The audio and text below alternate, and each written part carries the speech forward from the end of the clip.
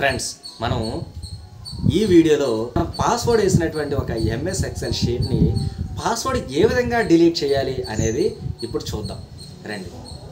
Friends, ఇప్పుడు మనం షీట్కి వేసినటువంటి పాస్వర్డ్ని ఏ విధంగా రిమూవ్ చేయాలి అనేది చూద్దాము.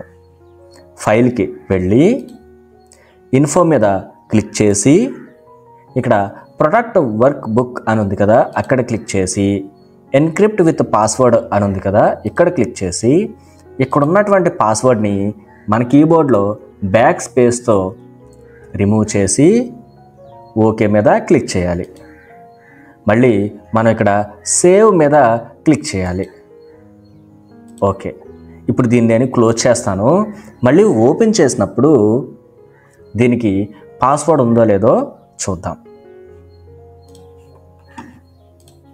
చూడండి, స్టూడెంట్ మార్క్స్, ఇదే కదా ఫైల్ మనం పాస్వర్డ్ తోటి సేవ్ చేసింది, తర్వాత పాస్వర్డ్ని రిమూవ్ చేసింది. ఇప్పుడు దీన్ని ఓపెన్ చేద్దాం. చూసారా ఫ్రెండ్స్, మనం ఏ విధమైన పాస్వర్డ్ ఎంటర్ చేయాల్సిన అవసరం లేకుండానే ఫైల్ అనేది ఓపెన్ అయ్యింది. మరొక వీడియోలో మరొక కాన్సెప్ట్తో మళ్ళీ మనం కలుద్దాం.